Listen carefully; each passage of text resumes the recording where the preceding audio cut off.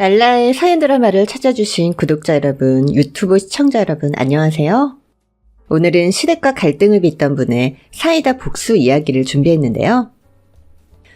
너무 웃겨서 배꼽이 빠질지도 모르니까 꼭 배를 잡고 들어주시기 바랍니다. 안녕하세요. 지방의 소도시에 살고 있는 30 중반의 여자입니다.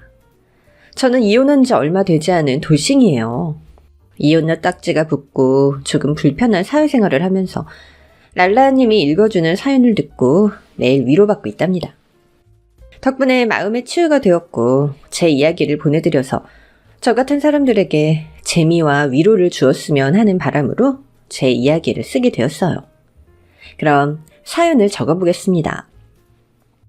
저희 부모님은 육군 장교 군인으로 만나서 결혼을 하시고 절 낳으셨어요.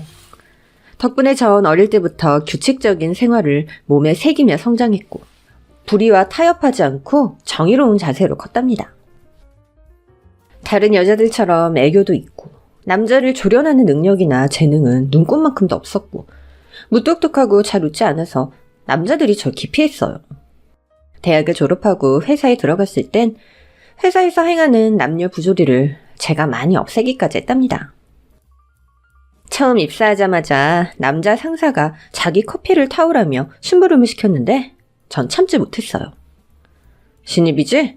내 자리 저기니까 커피 한 잔 더 와봐. 커피는 여자가 타야 제맛이지. 싫은데요? 업무의 잡일은 직접 하세요. 요즘 젊은 것들은 왜 이렇게 싸가지가 없어? 상사 커피 타는 것도 업무의 하나니까 당장 가서 타와. 아까 커피는 여자가 타야 제맛이라고 하셨죠? 성희롱 하셨으니까 회사 게시판에 올리고 인사팀에 알려야겠네요. 제가 당차게 말했더니 김 과장은 하얗게 질린 얼굴로 아주 겸손하게 말하더군요. 세연씨, 미안해. 나 별 생각 없이 한 말이었어. 그러니 화 풀게. 앞으로 세연씨한테 커피 심부름 시키지 않을 테니까 한번 봐줘. 그럼 사과해 주시니까 한 번은 참을게요. 그리고 저 말고도 다른 부하 직원에게도 커피 심부름을 시키지 마세요. 직접 타드세요. 과장님도 손이 있잖아요. 알았어. 앞으로 내 손으로 타먹을게. 전 사과와 약속을 받아냈습니다. 이 작은 사건 하나로 동기들은 절 원더우먼이라고 불러댔고 회사에서 불합리한 일을 당하면 꼭 저를 찾아왔답니다. 하루는 여자 동기가 검정 스타킹을 신고 왔는데 배 나온 남자 상사 셋이서 희롱하는 말을 듣고 울면서 저를 찾아왔어요. 그 자식들이 뭐라 그랬길래 우는데 말을 해봐. 내 다리를 훑어보면서 스타킹을 만든 사람은 무슨 노벨상을 줘야 한다면서 막 희롱하는 거 있지. 정말 저 배 나온 3인방이 여직원들 희롱하는 걸로 유명한 건 알고 있었는데 직접 당해보니까 진짜 열받아. 저 돼지 새끼들이 그따위로도 놀렸다는 거지? 내가 그 자식들한테 복수해줄 테니까 그만 울어. 동기는 어떻게 복수해줄 거냐고 묻길래 전 밥줄을 끊어버리겠다고 대답해줬습니다. 그리고 뱉은 말대로 상사 셋을 고발하는 글을 게시판에 올리고 회사 대표님에게 이메일을 보내서 시정해야 하는 게 아니냐고 따지듯 글을 보냈습니다. 그러자 일주일도 안 되어 상사 셋은 인사팀과 감사팀에게 조사를 받게 되었고 그동안 당했던 피해 직원들이 증언하면서 해고 명령이 떨어졌답니다. 3명의 상사는 혓바닥을 더럽게 굴린 죄로 퇴직금도 받지 못하고 쫓겨났습니다. 그리고 피해당한 여직원들은 회사에서 공개적으로 사과를 받고 위로금까지 받았네요. 그래서 전 회사 여직원들에겐 영웅 같은 존재였는데 남자 직원 몇몇에게는 불편한 부하 직원이었습니다. 하지만 전 맡은 업무를 착오 없이 완벽하게 해내서 윗사람에게 혼나는 일은 전혀 없었어요. 회사 생활을 5년 넘게 하자 대리 직급을 차게 되었고 많은 후배들도 생겼습니다. 역시나 여후배들에겐 워너비 선배로 자리매김을 했죠. 얼마 뒤에는 신입사원들이 상사들의 인기투표를 했는데 제가 1등을 하기도 했답니다. 그래서 회사는 저에게 단순한 돈벌이 수단이 아니라 많은 사람들에게 힘이 돼주는 공간이었어요. 자부심과 책임감, 그리고 애정까지 가지며 열심히 일했죠. 전 후배들과 여상사들에게만 인기가 많은 줄 알았는데 어느 날 선배 하나가 저에게 사적으로 밥을 먹자며 마음을 표현하더라고요. 세연씨, 주말에 뭐해? 나랑 맛집 가지 않을래? 이 대리님이랑 저랑 둘이요? 왜요? 그러니까 그게... 말을 더듬는 선배에게 따끔하게 한마디 해줬습니다. 저 이 대리님, 저 남자 얼굴 보는데요? 이 대리님은 제 스타일이 아니세요. 내 얼굴이 그렇게 별로야? 아니, 쌍꺼풀 있는 눈하고 그 조망만한 얼굴이 마음에 안 들어요. 좋아하는 스타일은 때때로 변하는 거 아닌가? 전 굳이 대답하지 않고 선배 말을 씹어버렸습니다. 그걸로 저의 거절이 통했으리라 생각하면서 말이죠. 그런데 며칠 뒤 또다시 똑같이 맛집을 같이 가자고 말을 걸더군요. 이 대리님은 제 스타일이 아니라니까요. 전 무쌍에 코가 큰 남자를 좋아해요. 그럼 쌍꺼풀 제거 수술하고 코 사이즈를 늘리면 나 만나줄 거야? 그렇다면 내가 성형수술을 할게. 나 세연 씨를 진심으로 좋아해. 용기가 가상하긴 한데 미안해요, 이 대리님. 다른 여자를 찾아보세요. 그렇게 알아듣게끔 말하며 거절을 했는데 계속해서 고백했답니다. 어디서 본 건 있어서 익명으로 꽃다발을 배달시키질 않나. 두 팔을 하트로 만든 사진을 보내며 끈질기게 굴더군요. 7번의 거절을 했더니 7.8기라면서 또 고백을 했고, 또다시 거절을 하자 10번 찍어 안 넘어가는 나무 없다며 자존심을 굽히고 끝까지 포기하지 않더라고요. 저를 이렇게까지 좋아해주는 남자는 한 번도 본 적이 없었고, 어쩌면 운명의 남자일지도 모른다는 생각에 선배를 만나보기로 했답니다. 처음 식사를 하고 데이트를 하는 날 그가 얼마나 기뻐하던지 흡사 어린아이가 놀이공원에 놀러간 얼굴 같았습니다. 저와 함께 있으면 늘 해맑고 행복한 미소를 숨기지 못하는 그를 보며 저도 사랑의 씨앗이 움트게 되었어요. 저희는 아주 깊고 뜨거운 사랑의 소용돌이에 빠져서 헤어나오지 못했습니다. 사랑의 유효기간이 2년이라는 말을 들은 적이 있어서 그 기간을 넘어서도 똑같이 사랑하는지 기다려봤더니 저와 그는 작은 실금도 가지 않고 변함없이 사랑했네요. 그래서 그가 결혼하자는 말을 내뱉자 반가운 기색을 숨기지 못하고 곧장 받아들였습니다. 저희는 평생 동반자가 되어 백발의 노인이 되어도 똑같이 사랑할 것 같았네요. 그래서 결혼 전 예비시댁에 가서 처음 인사를 드렸는데 식구들이 어떤 분들인지 도통 감이 잡히지 않았어요. 처음 만난 순간이니 다들 제 모습을 드러내지 않고 착한 표정, 착한 말들만 해주셨죠. 저 또한 회사에서 상사들에게 당차게 대하는 모습을 숨기고 수줍은 여자인 척 연기를 하며 많은 대화를 했습니다. 예비 남편이 저희 집에 인사 왔을 때에도 부모님은 화통한 성격을 일부러 드러내지 않으시고 온화하고 차분한 말투로 결혼을 허락해 주셨어요. 그래서 다음 관문인 상견례를 양가 식구들이 모여서 치르게 되었는데 이때부터 조금씩 삐걱대기 시작했습니다. 조용하고 내성적으로 보였던 시어머니는 전혀 다른 모습으로 돌변해서 친정 부모님을 가르치듯 말씀하셨어요. 요즘은 신혼집을 누가 마련하는 게 상관없는 시대니까 사돈 쪽에서 준비하는 게 어떻겠습니까? 내 아들과 우리 집안과 사돈을 맺는 거면 그 정도 투자는 일도 아닐 것 같은데요. 제 딸이 이서방한테 빠지는 게 있던가요? 대학도 더 좋은 데 나오고 회사에서 위치도 똑같은 대리인데 말이죠. 그리고 사돈 집안이 아무리 잘나도 우리가 무슨 덕을 보는 것도 아니잖아요. 그러니까 말도 안 되는 말씀하지 마시고 정통대로 남자가 집, 여자가 혼수 이렇게 하시죠. 여군인 엄마는 한치의 떨림도 없이 말씀하셨고 시어머니와의 기싸움에서도 밀리지 않으셨습니다. 이에 시어머니는 군인이시라더니 아주 고지식하고 구시대적인 문화를 그대로 가지고 계시네요. 그럼 저희가 한 발 양보해서 반반으로 집과 혼수를 마련하는 게 어떻겠습니까? 라며 끝까지 신혼집을 시댁 측에서 마련하지 않겠다고 하더군요. 엄마는 다시 안 된다고 말씀하려는데 아빠가 중간에서 말을 끊으며 대답하셨습니다. 그렇게 하시죠. 요즘은 형평성에 맞게 반반씩 부담한다고 들었습니다. 그럼 신혼집을 애들 공동 명의로 하고 마련하는 걸로 하시죠. 명의는 당연히 남자 쪽으로 해야 되는 거 아니에요? 아니, 등본을 떼면 남편 이름이 먼저 나와야죠.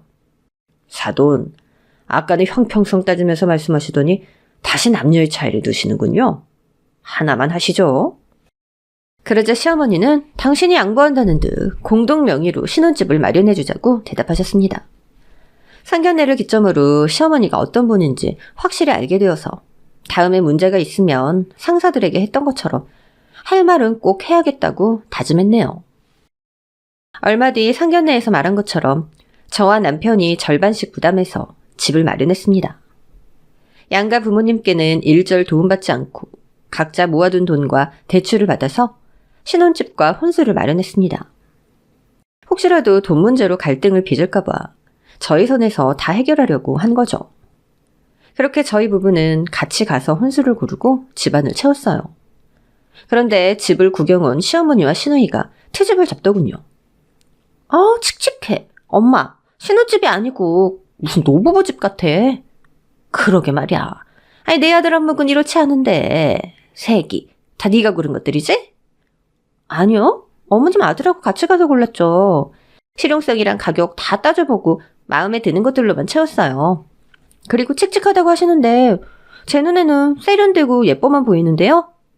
아휴, 보는 안목하고는. 이래선 안 돼. 내 아들이 이런 우중충한 분위기 속에서 살게 하면 안 된다고. 이거 다 환불해라. 사용한 지 일주일 안 넘으면 환불해줄 거야.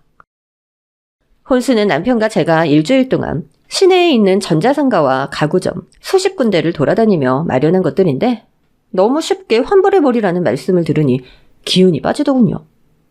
너 표정 왜 그러냐? 안 되겠다. 여기 있는 것들 다 환불하고 내가 골라주는 걸로 다시 마련해라. 전 어떻게 대답할까 고민하다가 회사에서 용기 있던 제 모습을 떠올리며 대답했습니다. 네, 어머니.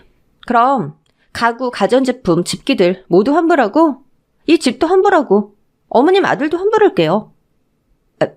뭐야? 너 지금 뭐라고 했니? 내 아들을 환불하겠다고? 네, 어머니. 저희가 알아서 집도 사고 혼수도 마련해서 잘 살려고 하는데 처음부터 이렇게 반기를 드시니까 아예 모든 걸 되돌리는 게 낫겠다는 생각이 들어서요. 저한테 어머님 아들 주는 게 그렇게 아까우시면 그냥 데려가세요. 뭐야? 이게 감히 시어머니를 똑바로 노려보면서 못하는 소리가 없네? 어머님이 먼저 환불하라 마라 하셔서 저도 똑같이 느껴보시라고 한마디 해봤어요. 아니, 착하고 순한 애인 줄 알았더니 말 참 무섭게 한다 너. 알았다. 니들 하고 싶은 대로 하고 살아라. 됐니? 시어머니는 제가 말을 받아치자 당황해서 싫은 소리를 그만두셨고 시누이만 옆에서 궁시렁거리며 집에 머물다 떠났습니다. 제가 대든 게 좀 심하긴 했지만 앞으로 무시당하지 않고 지내려면 초반에 강수를 둬야 했으니 잘한 일이라 생각하고 넘어갔죠. 그리고 결혼한 지 2개월이 지나자 시누이의 참모습을 알게 되었어요. 남편에게 시누이가 뭐하는 사람인지 제대로 물어본 적이 없었는데 어느 날 아주 비싼 외제차를 끌고 나와서 묻게 되었습니다. 여보, 아가씨 회사원이라고 하지 않았어? 직장이 어디길래 저런 외제차를 끌어? 게다가 입고 있는 옷하고 구두, 옷들도 다 명품이잖아. 회사원은 무슨, 쟤 백조야. 백조? 백수라는 말이지? 그런데 돈이 어디서 나서 저렇게 치장을 하고 다녀? 외제차 유지비는 어떻게 마련하고? 다 엄마가 대주는 거지 뭐.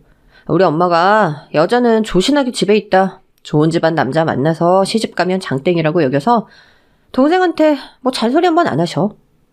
야, 백수가 저런 지원을 다 받고 우리 부모님이었으면 바로 군부대로 끌고 가서 훈련시킬 텐데. 대단하시다 어머님. 시누이의 치장이 놀랍긴 했지만 저에게 크게 신우 노릇을 하지 않아서 신경 쓰지 않기로 했어요. 시누이 역시 제 성격을 알고 건들지 않을 줄 알았답니다. 그런데 시누이는 제가 생각했던 것보다 훨씬 더 강적이었습니다.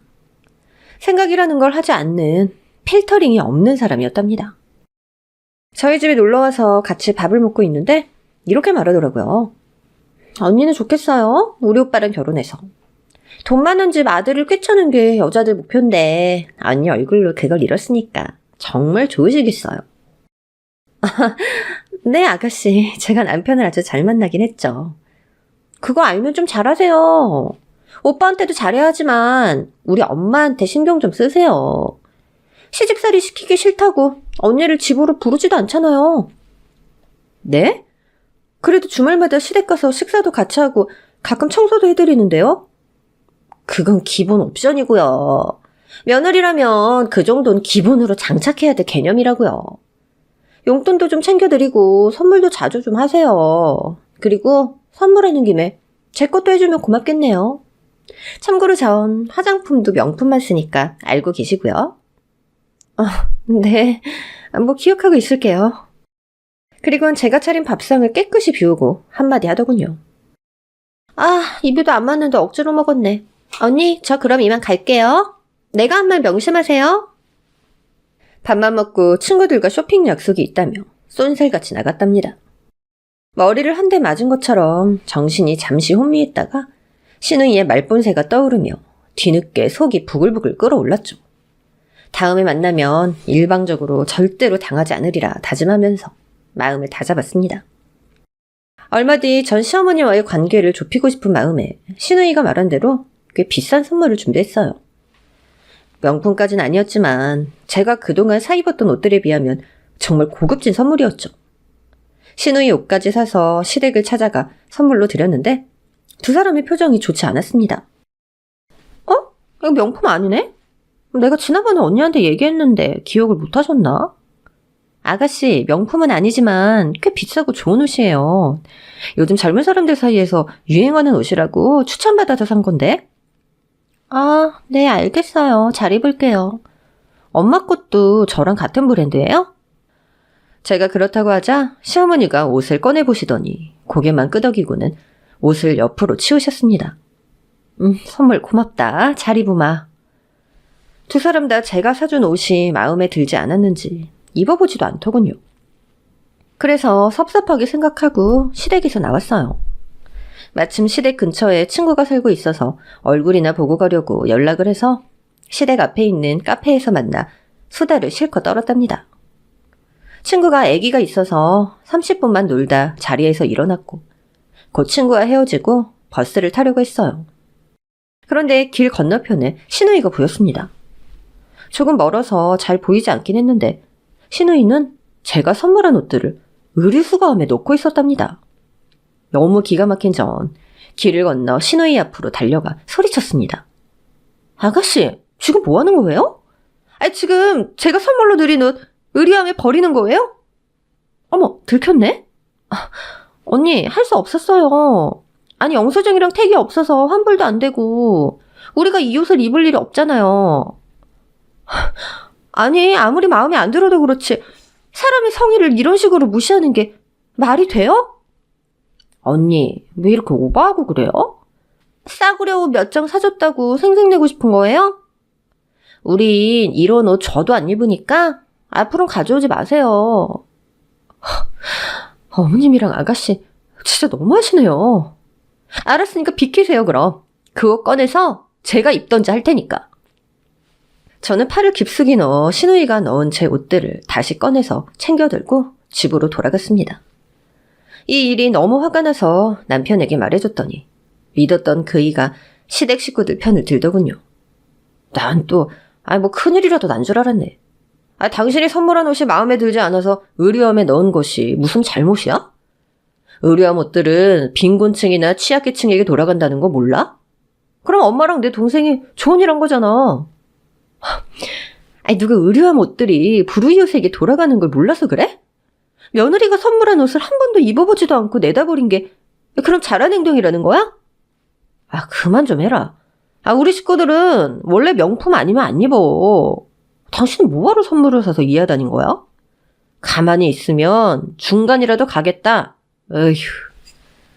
전 더욱더 크게 화를 내며 남편의 정신을 개조하려고 했습니다. 그런데 잘못된 건 저뿐이라며 되려 저에게 나무라기만 하더군요.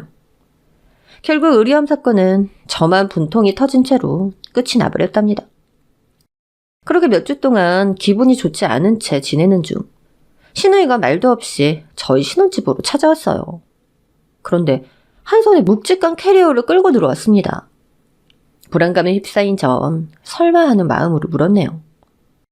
아가씨, 연락도 없이 웬일이에요? 그 캐리어는 뭐고요? 뭐야 오빠, 언니한테 말 안 했어? 언니, 저 당분간 여기서 지내기로 했어요. 제가 네일샵을 차렸는데 바로 요 앞에 마련했거든요. 집에서 출퇴근하기 귀찮아서 그냥 이 집에서 몇 달 지내기로 했어요. 그게 무슨 소리예요? 여긴 저희 신혼집이지 아가씨가 마음대로 들어와서 살 수 있는 하숙집이 아니에요. 여보, 당신이 좀 말해봐. 이게 어떻게 된 일이야? 나 모르게 아가씨 집으로 들어와서 살라고 했어? 네일샵이 바로 우리 집 앞이라서 들어오라고 했지. 그런데 당신 왜 화가 난 거야? 그걸 몰라서 물어? 나랑 한마디 상의도 없이 당신 마음대로 결정하면 어떡해. 난 아가씨랑 같이 못 지내니까 당장 돌려보내. 제가 그렇게 목소리 높이고 있는 와중 신우이는 작은 방으로 들어가서 짐을 풀고 있었습니다. 어이가 없어서 지금 뭐 하는 거냐고 물었더니 대답도 하지 않고 노래를 틀고 짐을 정리하더군요. 신우이만 제멋대로인 줄 알았더니 남편도 똑같았습니다. 제가 알던 그이가 맞는지 의심까지 들 정도로 무한 이기심을 보이더라고요.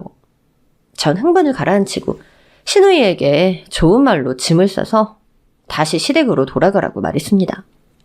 아가씨, 이렇게 막무가내로 들어오시면 어떡해요. 그리고 제가 안 된다고 했는데 짐은 또 왜 풀고 있는 거예요? 그만하고 빨리 아가씨 집으로 돌아가요. 전 허락할 수 없어요. 언니 승질 되게 더럽다. 우리 오빠한테 맨날 그렇게 소리를 고래고래 지르고 있던 거예요?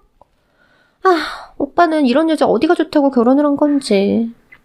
언니, 아무튼 저 짐 다 풀었으니까 그만 좀 나가주세요. 피곤해서 저 낮잠 좀 자야겠어요. 신우이는 저를 밀어내며 문을 쾅 닫더니 잠가버렸습니다. 기가 막혀서 웃음이 나오더군요. 이에 남편에게 뭐가 잘못되었는지 설명을 하며 제발 신우이를 내보내라고 했더니 그이가 이렇게 대답했습니다. 여긴 당신 집이기도 하지만 내 집이기도 해. 내 동생을 당분간 지내게 할 수 있는 권한이 있단 말이야. 그리고 당신, 하늘이 무너진 것 마냥 왜 이렇게 호들갑이야? 당신이 우리 집에 장모님 모셔왔는데 내가 똑같이 난리치면 기분 좋겠어?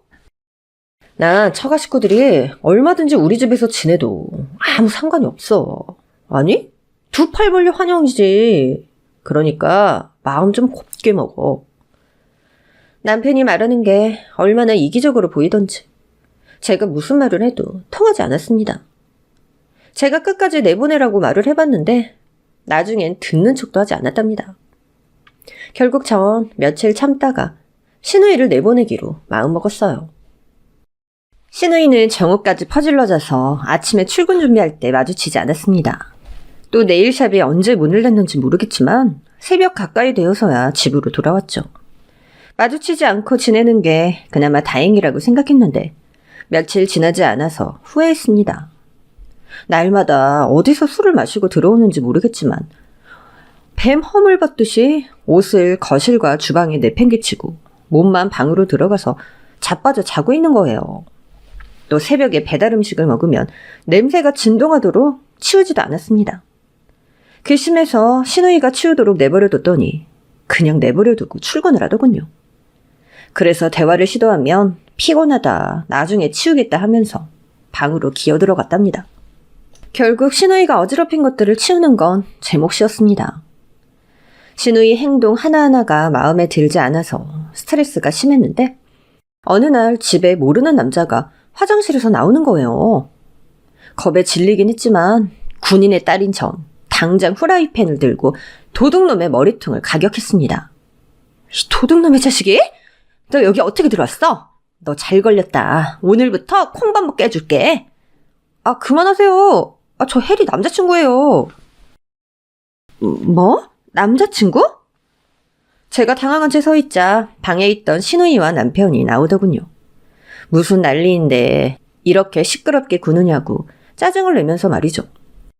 제 손에 들린 후라이팬을 보자 신우이가 다급하게 넘어져 있는 남자에게 다가가서는 우리 여봉봉 괜찮아? 많이 아팠지? 라며 속삭이더니 눈을 치켜뜨고는 저에게 언니, 제 남친을 왜 쥐어패고 그래요? 여기 혼난 거 이거 어떻게 책임질 거예요? 라며 소리를 지르더라고요. 아가씨 남자친구였어요? 어이가 없네. 아가씨, 이젠 저희 집에 남자까지 끌어들이는 거예요? 여기가 무슨 모텔인 줄 알아요? 아, 뭐야. 별일도 아니었네. 당신 그만 들어가. 이게 별일이 아니야? 아니, 낯선 남자가 우리 집에 있어서 간 떨어질 뻔했는데? 젊은 남녀가 술 취해서 들어온 걸 가지고 왜 호들갑이야. 아, 오늘 하루만 좀 지워주면 되잖아. 아, 얼른 들어가서 잠이나 자자. 아니, 당신은 지금 잠이 와? 생판 처음 보는 사람이 우리 집에 들어와 있는데 아무 일도 아닌 게 되냐고. 그이는 고개를 흔들며 방으로 들어갔고 신우이도 남자친구를 데리고 작은 방으로 들어갔는데 저를 째려보면서 가만두지 않겠다는 표정을 지었답니다. 너무 기가 막히고 어이가 없었지만 새벽 시간이라 큰 소리를 더 내는 건 이웃들에게 실례일 것 같아서 아침에 말하기로 하고 방으로 들어갔죠. 그런데 아침이 밝아오자 신우이가 저와 마주치기 싫었는지 남자친구와 이미 나가고 없었습니다. 몇 번이고 신우이를 내보내려고 했지만 늘 자빠져 자고 있어서 계속 나를 미루고 있었죠. 그러던 어느 평일에 회사에서 야근을 하고 집에 밤 10시가 되어 들어갔더니 신혼집은 술집으로 바뀌어 있었습니다. 신우이가 친구들과 남자들을 불러서 남편과 같이 술판을 벌이고 있더라고요. 당신 왔어? 빨리 와서 같이 한잔하자. 언니 왜 이제 와요? 빨리 주방에 가서 안주 좀 만들어 와요. 정말이지 이해 불가능한 남매의 모습이었습니다. 전 이성을 잃고 소리를 질렀습니다. 전부 다 나가? 내 집에서 당장 나가라고! 아가씨도 나가요. 더는 못 봐주니까 꺼지라고요! 순간 정적이 흘렀고 신우이의 친구들은 주섬주섬 옷을 챙겨서 썰물처럼 빠져나갔습니다. 그리고 눈앞에 남은 남편과 신우이에게 큰 소리로 경고했죠. 아가씨, 그동안 나 참을 만큼 참았어요. 당장 내 집에서 나가요. 여긴 우리 오빠 집이기도 한데 왜 언니가 나가라 말아 명령을 하고 그래요? 당신 왜 이렇게 인정머리가 없어? 아니 가족끼리 좀 가깝게 지내면 덧나냐? 싫다는 거지? 그래 그럼. 두 남매가 한번 오순도순 잘 살아봐. 난 친정으로 갈 테니까. 이혼 소리 보내면 도장 찍고 법원으로 나와. 그렇게 마지막 말을 남기고 친정집으로 갔답니다. 부모님은 무슨 일인지 몰라도 부부끼리 싸워도 집을 나오는 건 잘못됐다며 저를 돌려보내려고 하셨는데 제가 속사정을 다 말씀드렸더니 그제야 마음 편히 쉬게 해주셨어요. 이튿날 남편은 저와 이혼하기는 싫었는지 신우이를 내보냈다며 집으로 돌아오라고 하더군요. 하지만 전 그이의 이기적인 마음을 고치려고 며칠 동안 친정에서 지냈습니다. 이에 남편은 진짜 이혼당할 걱정이 되었는지 친정으로 찾아와서 부모님 앞에 무릎을 꿇고 진심으로 사과하며 반성하고 있다고 말했습니다. 그래서 그의 말을 믿고 신혼집으로 다시 돌아갔어요. 그렇게 한 달 정도 조용히 지내고 있었는데 시댁에서 불러서 찾아가게 되었습니다. 신우이가 결혼한다는 소식을 전하려고 불렀더라고요. 아가씨, 지난번에 저희 집 데리고 왔던 그 남자랑 결혼하는 거예요? 아니요, 걔는 그냥 엔조이고 결혼할 남자는 의사예요. 엔조이라는 말을 아무렇지 않게 하는 걸 보고 신우이가 얼마나 더럽게 노는 여자인지 다시금 깨달았습니다. 시어머니는 옆에서 남자를 무조건 많이 만나봐야 하는 게 정상이라며 신우이를 칭찬하더군요. 이젠 제 머리로 이해하지 못하기 때문에 그런가 보다 하고 넘겨버렸습니다. 뭐 어쨌든 축하드려요. 의사와 결혼을 하다니 대단하시네요, 아가씨. 뭐 제가 한미모하잖아요. 의사, 변호사, 판사 할 것 없이 저한테 목매는 남자가 한둘이 아니라니까요. 장단을 억지로 맞춰주려고 억지 미소를 짓고 있는데 시어머니가 목을 풀더니 말씀하셨습니다. 예, 새아가. 네 신우이 결혼하는데 너도 좀 도와주면 좋지 않을까 싶다. 네, 뭐 도울 일 있으면 도와야죠. 뭐 예식장이라도 잡아드릴까요? 아니면 뭐 축의금 받는 역할이라도 할까요? 며느리한테 그런 힘든 일을 맡겨서 쓰겠냐. 아이 그런 거 말고 네가 내 딸 혼수 자금 좀 보태라. 너가 알지 모르겠지만 의사 사위 하나 들이는데 돈이 엄청 많이 들어가. 개인 병원에 아파트에 외제차까지. 아휴, 내가 이거 다 해주는데 거의 전재산 다 쓰게 생겼다. 네가 한 1억만 보태주면 내 딸에게 큰 도움이 될 것 같구나. 에? 1억이요? 어머니, 아니 저희한테 그런 돈이 어딨어요. 저나 그이나 부모님 도움 없이 결혼한 거 아시잖아요. 저희라니? 너 하나한테만 1억을 달라는 게야. 내 아들은 벌써 1억 줬지. 네? 그이가 1억을 드렸다고요? 저한테는 아무 말도 안 했는데? 아이, 지금 그게 중요해? 아, 혼수 마련하려면 돈이 급하니까 빨리 1억 좀 마련해봐. 네 부모님이 직업군인이라 그 정도 돈은 모아뒀을 거 아니야. 어머니, 아가씨 결혼하는데 저희 부모님 돈을 왜 달라고 하세요? 아니, 그리고 제 남편한테 돈을 받아간 것도 말이 안 되죠. 저희는 같이 대출금을 갚아가는 입장인데요. 제가 한숨 섞인 대답을 하자 시어머니는 불같이 화를 내셨습니다.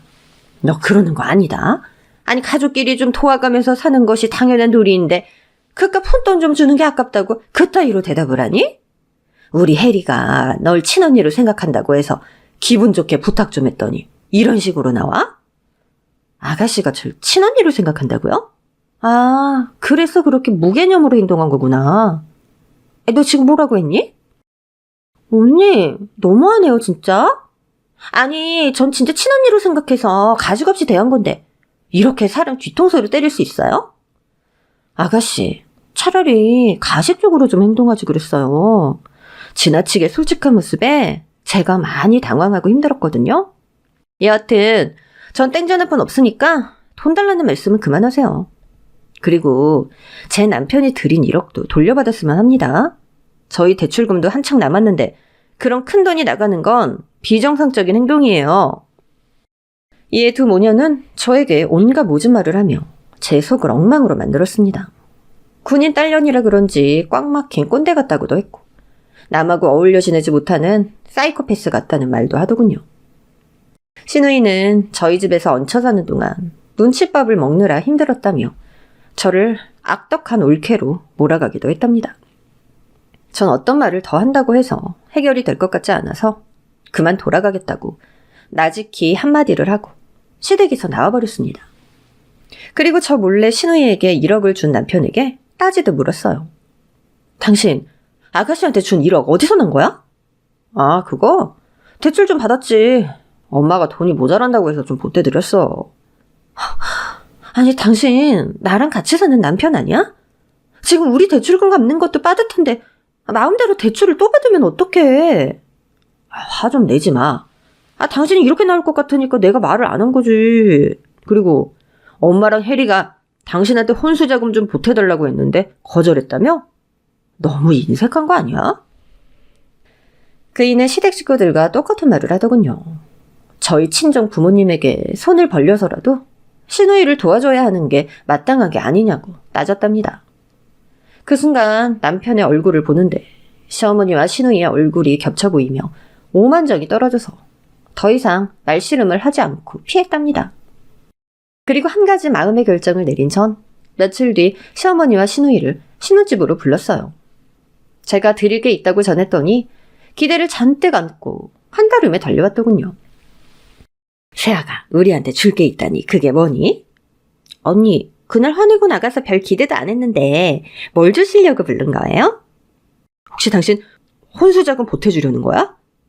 아이, 드디어 정신 차렸구나. 전 핸드백에서 봉투를 꺼내며 세 사람에게 말했습니다. 제가 생각이 짧았어요. 아가씨가 결혼하는데 아무것도 해드리지 못한다고 생각하니 잠이 오지 않더라고요. 그래서 돈 준비했어요. 자, 여기요. 시어머니와 시누이는 한박 웃음을 지으며 돈 봉투를 건네받았고 봉투에 바람을 불어 수표를 확인했습니다. 어머, 진짜 1억이네? 아이고, 우리 새애기 드디어 철이 들었구나. 고맙다. 감사해요, 언니. 제가 결혼하면 언니랑 언니 부모님은 공짜로 진료받게 해드릴게요.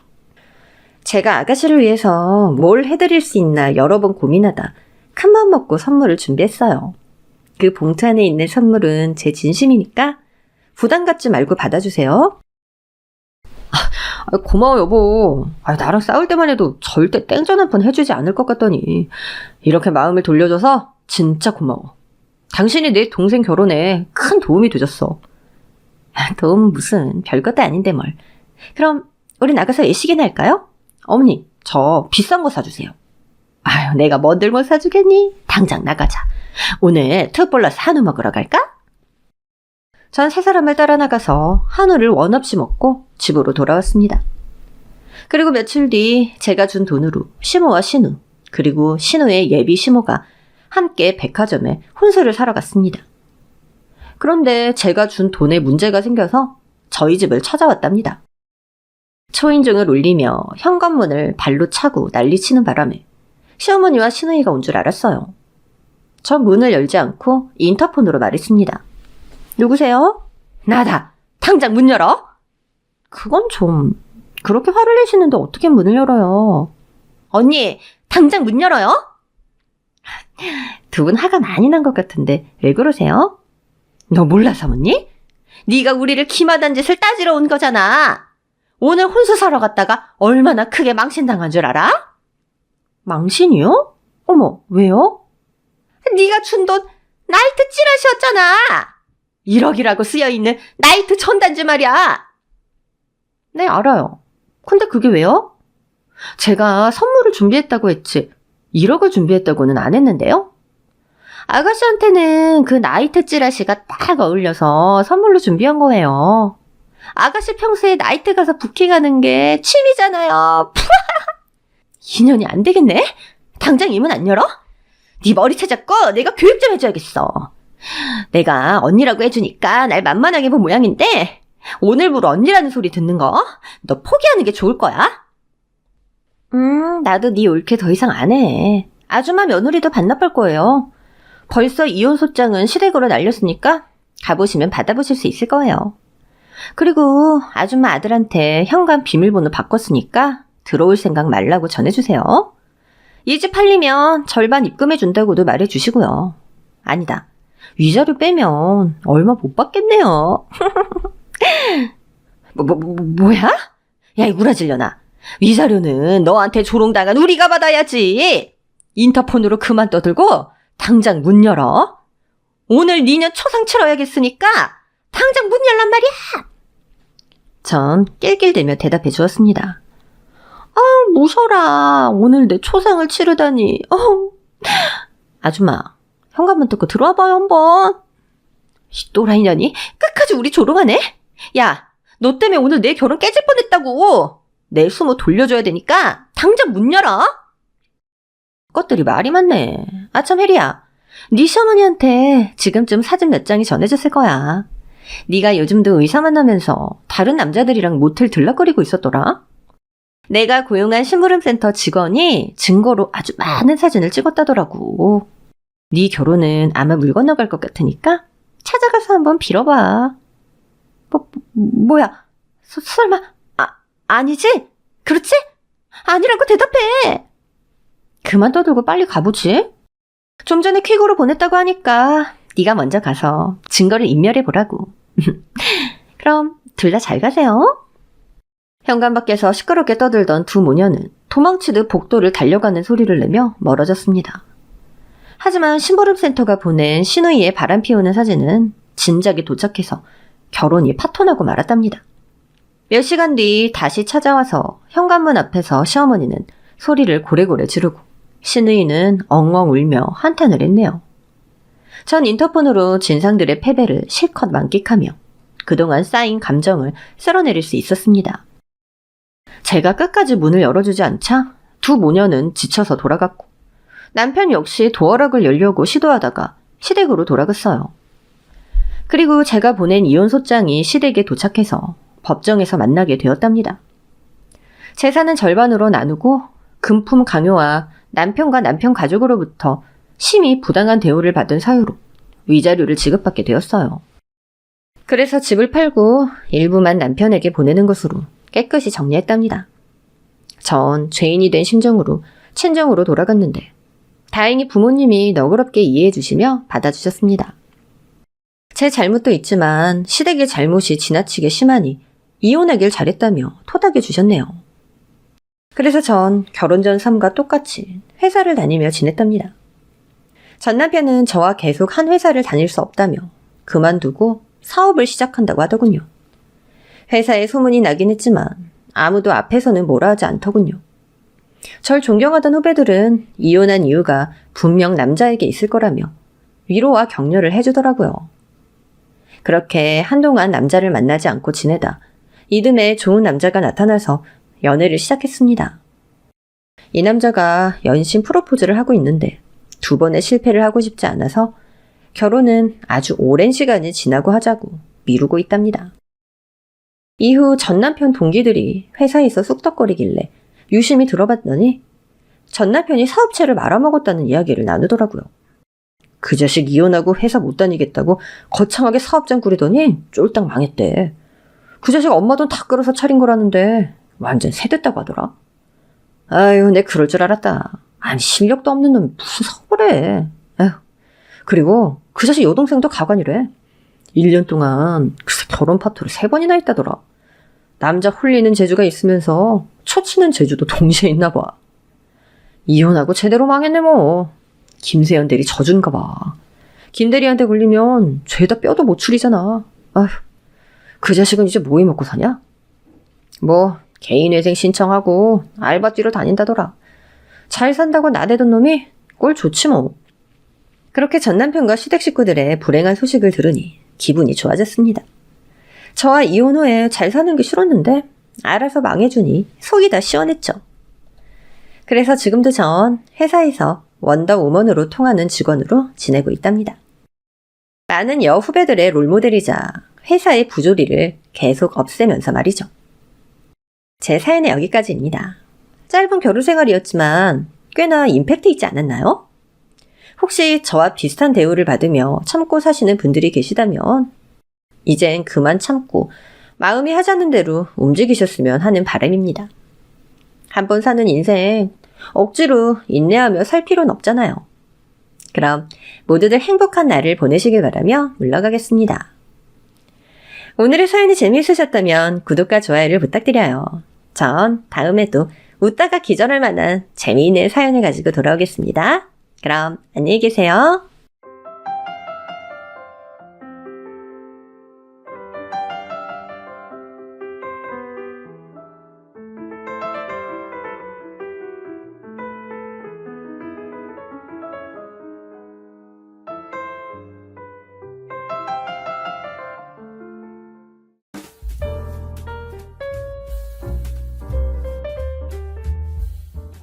안녕하세요. 저는 40대 초반의 여성입니다.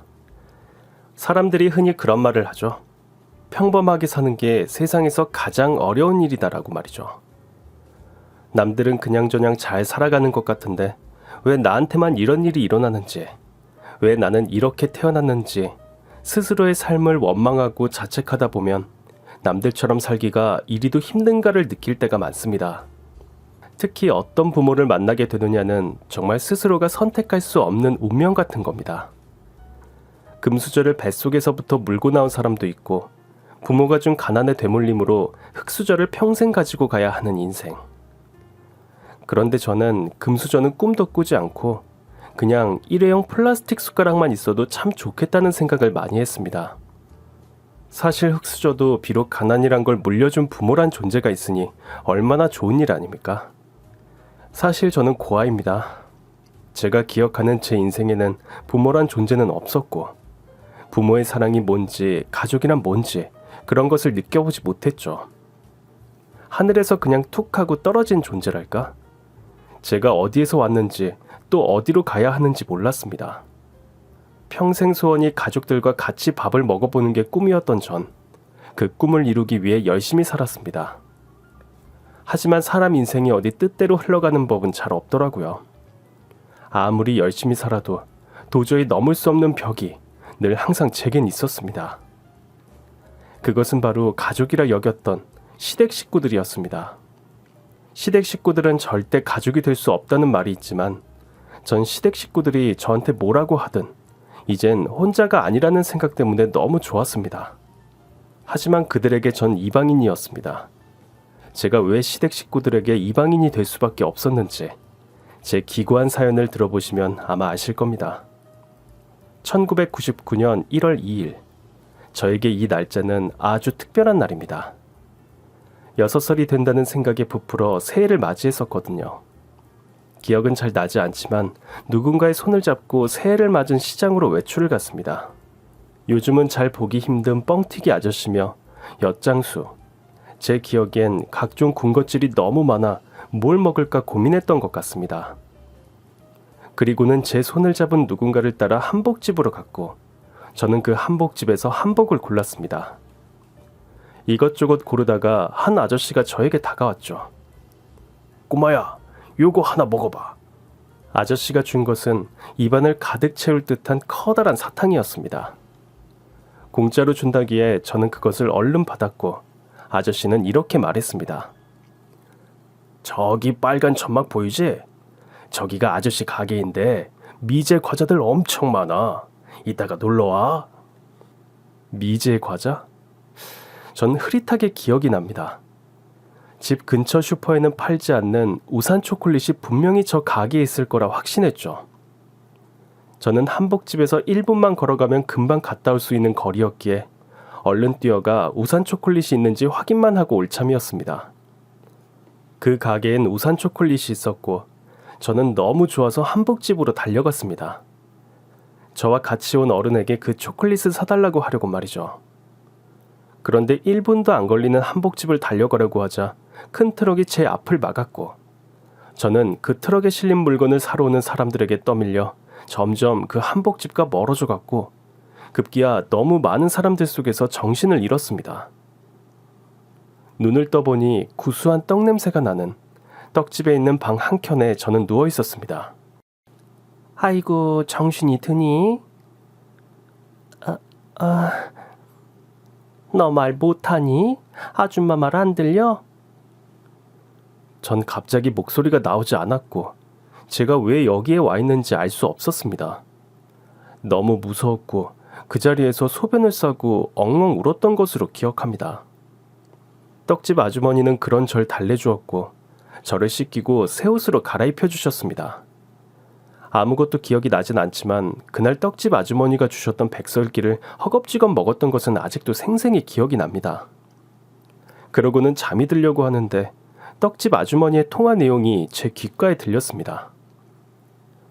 네, 아이가 말도 못하고 아무것도 기억이 안 나는가 봐요.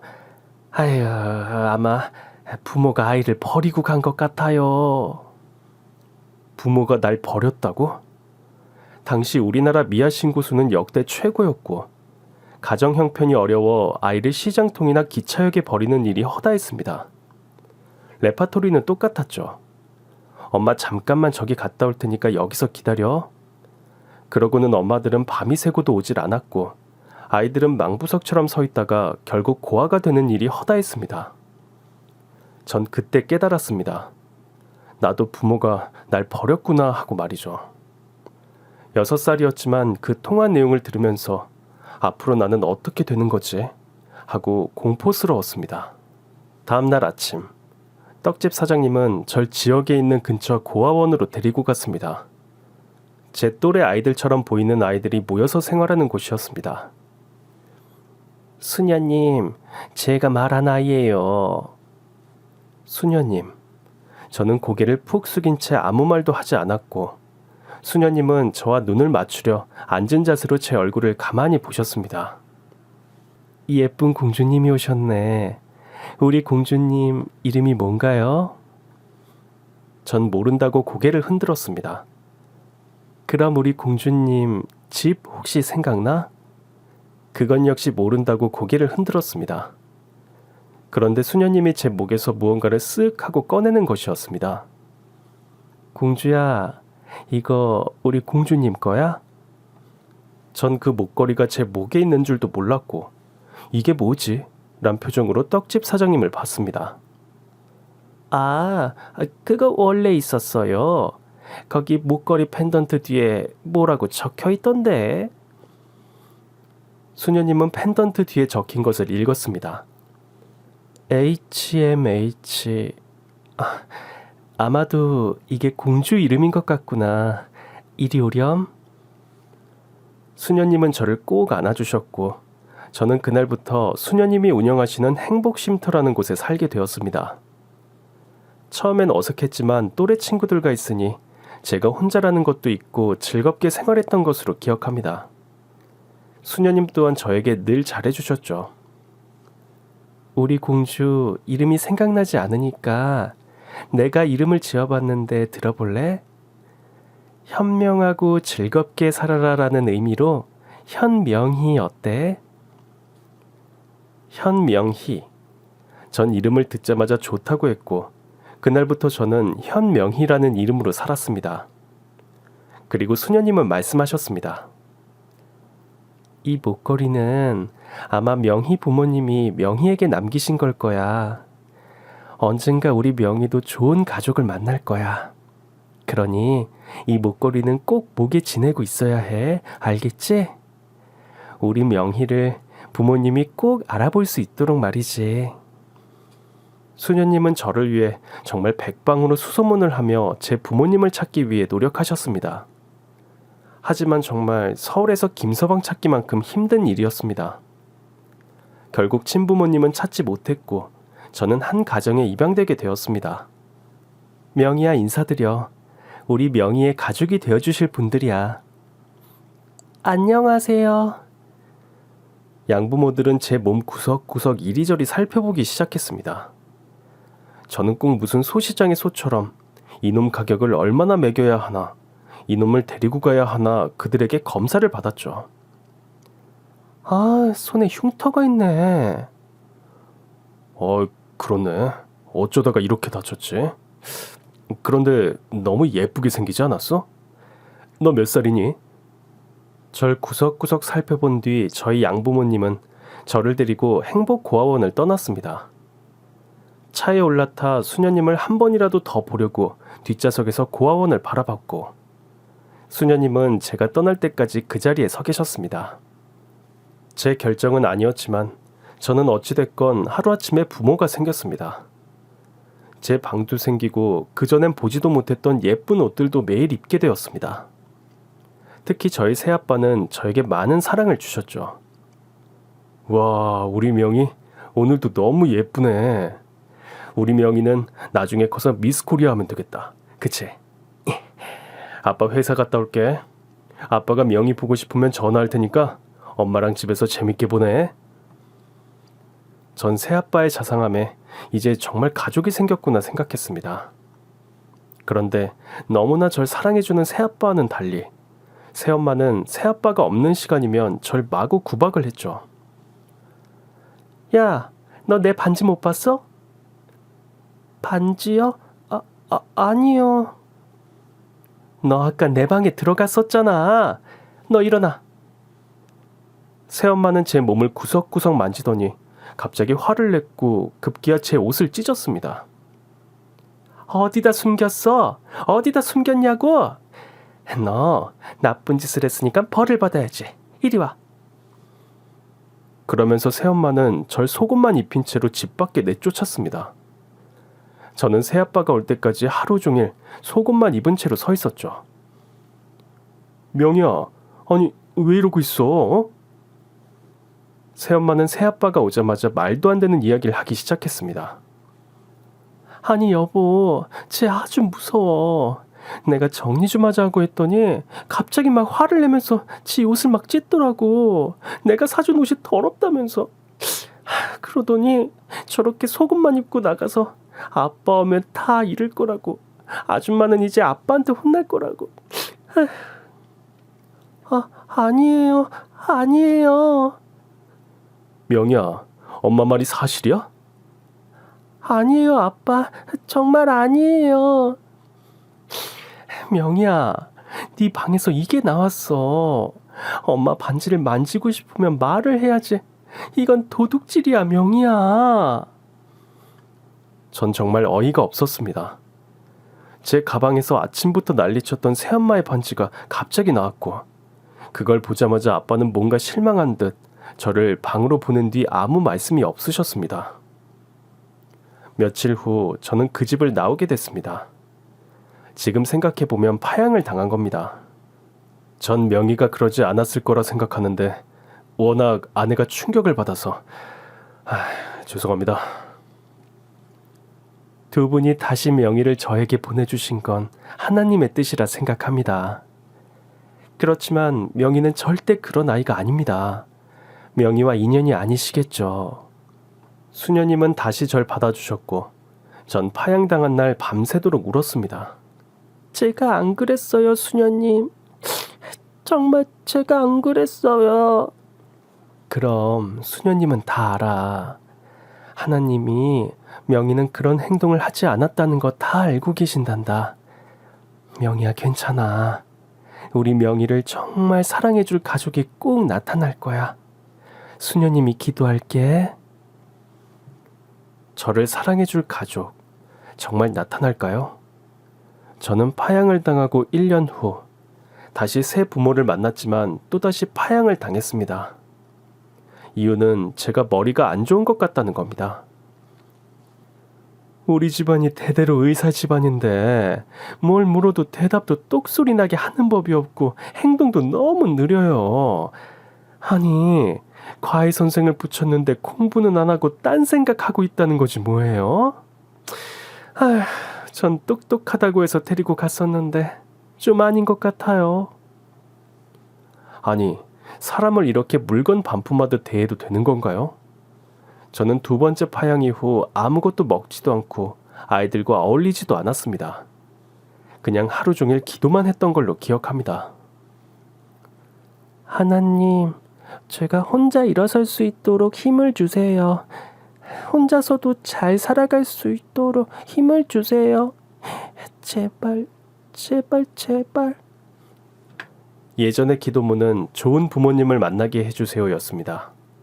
하지만 두 번의 파양 이후 전 이제 스스로 혼자 살아갈 수 있는 힘을 기를 수 있다는 것이 중요하다는 걸 깨달았습니다. 그렇게 고아원에서 저는 고등학교까지 졸업을 했고 성적이 우수해 대학에 수석 입학으로 들어가게 됐습니다. 장하다 우리 명희, 장해. 난 네가 해낼 줄 알았어. 아니에요. 수녀님이 안 계셨으면 전 절대 해내지 못했을 거예요. 수녀님 정말 감사드려요. 수녀님이 제겐 부모님이나 다름없으세요. 다른 아이들은 겪지 못한 인생의 풍파를 겪고 좋은 대학에 들어간 제 자신이 저도 자랑스러웠습니다. 수녀님은 저를 위해 절 후원해 줄 분들을 이어주셨고 저는 덕분에 돈 걱정 없이 대학 생활도 즐겁게 할 수 있었습니다. 저는 대학에 들어가 정말 열심히 공부했습니다. 4년 내내 장학금 한 번 놓치지 않았고 친구들은 그런 저를 보며 저에 대한 관심이 늘어만 갔습니다. 명희야, 너 정말 뭐냐? 공부면 공부, 스포츠면 스포츠, 교양이면 교양, 못하는 게 없잖아. 야, 너 금수저지? 아이, 쓸데없는 소리를 다 하네. 에휴, 기집애. 야, 이번 주에 애들이랑 파티할 건데 올래? 너 그랜드 호텔 알지? 거기 클럽 완전 유명하잖아. 공과대 한 선배가 그걸 통째로 빌렸대. 자기 생일이라나 뭐라나? 나보고 우리 학교에서 상위 1%에 드는 애들만 데리고 오라던데? 딱 너야. 가자, 응? 상위 1%? 학교 안에서 전 사실 공부라면 따라올 자가 없는 상위 1%였습니다. 하지만 아무도 제가 고아란 사실도 몰랐고 겉모습만 보기엔 좋은 부모 만나서 공부 잘하는 그런 금수저로 보였나 봅니다. 저는 어떡하지? 고민하다가 결국 그 파티에 가기로 결심했죠. 호텔이라는 데도 처음이고 클럽은 정말 텔레비전에서만 봤지 가본 적도 없습니다. 전 최대한 범생이로 안 보이려고 한껏 꾸며서 클럽으로 향했죠. 클럽 안은 정말 딴 세상이었습니다. 서로 몸을 부비며 춤을 추고 술을 물처럼 마시고 와, 정말 이런 세상도 있구나를 실감했죠. 명희야! 우와, 우리 범생이 오늘 좀 섹시한데? 섹시는 무슨... 자, 오늘의 주인공을 만나러 가야지. 따라와. 전 친구 손에 이끌려 이 클럽을 통째로 전세낸 공과대 선배를 만나러 갔습니다. 그 선배는 클럽 안에 있는 룸을 잡고 양 사이드에 예쁜 여자들을 끼고 왕처럼 앉아 있었죠. 선배, 제가 말한 그 탑 오브 더 탑, 우리 학교 천재 한 명이에요. 네가 그 천재야? 영광입니다. 자, 술 한 잔 받아. 저는 얼떨결에 술을 한 잔 받았고 모두 원샷이라는 말에 술을 먹고 또 먹게 되었습니다. 어느 정도 취기가 올랐고 선배는 어느새 제 옆으로 다가왔습니다. 야, 너 완전 섹시하다. 난 머리 좋은 여자가 진짜 섹시하더라.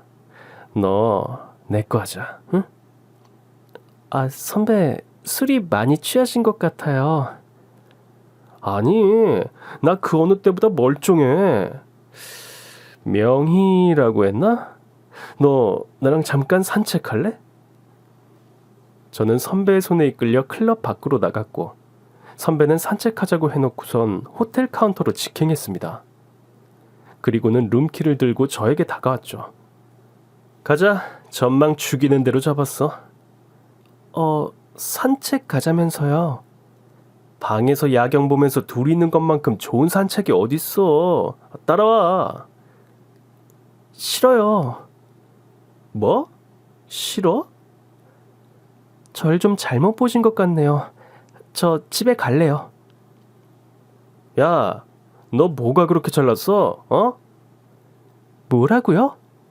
너 같은 것들은 나같이 돈 많은 남자 만나서 인생 역전하는 게 꿈 아니야? 너 그 입 한 번만 더 놀려봐. 내가 가만히 안 둘 테니까. 아, 이 기집애가 확 어디서. 내가 너 여기 왜 데리고 온 줄 알아? 너 부모 없잖아. 너 고아인 거 아는 애들은 다 알아. 너 같은 거 건드려서 문제 될 것도 없고 넌 살면서 꿈도 못 꿀 이런 데도 와보고 서로 윈윈 하는 거지, 안 그래? 야! 저는 그 자리에서 선배놈의 거시기를 걷어찼고 그놈은 그 자리에서 주저앉고 말았습니다. 그리고는 한마디 해줬죠. 야, 너 같은 걸 낳고 미역국 먹은 네 부모가 불쌍해. 난 이 학교 탑이야. 부모 같은 거 필요 없어. 난 고아라도 너보다 잘 먹고 잘 살 자신 있다고. 저는 호텔 로비에서 고래고래 고함을 질렀고 그 모습을 클럽에 초대된 학교 학생들이 다 지켜보고 있다는 걸 나중에 알았습니다. 저는 그날 이후 철저히 왕따가 됐습니다. 고아 출신의 성격만 드센 독한 년이라고 학교에 소문이 났죠. 친구들은 전염병 없는 것처럼 제 곁에 오는 걸 다 피했고 저는 속이 상하고 분했지만 분노는 절 더 성장하게 했고 결국 대기업에 입사 원서를 넣게 됐습니다. 마지막 면접을 앞둔 날, 전 면접 전 저에게 올 질문들을 연습했습니다. 모든 질문을 꼼꼼히 준비했고 마지막 질문, 부모님에 대한 질문은 어떻게 말해야 하나 고민을 했습니다. 분명히 부모가 없다는 걸 문제 삼을 텐데 하고 말이죠. 면접날, 저는 당당히 심사위원들이 있는 방으로 들어가 심사위원들이 하는 질문에 거침없이 대답했습니다. 그리고 마지막 질문, 올 것이 오고야 말았습니다. 부모님이 돌아가신 건가요? 아니면... 절 버리셨습니다. 심사위원들은 제 말을 듣고 웅성웅성거리기 시작했습니다. 그걸 어떻게 확신하나요? 이제껏 저는 2번의 파양을 당했고 혼자서 이 자리까지 왔습니다. 단 한 번도 저를 찾는 부모는 없었고 저는 그날 이후 부모가 절 버렸다고 생각하고 오로지 제 힘으로 살아야겠다고 결심했습니다. 그런데 제가 고아라는 것이 입사하는 데 문제가 됩니까? 문제가 된다면 지금이라도 이 면접장을 나가겠습니다.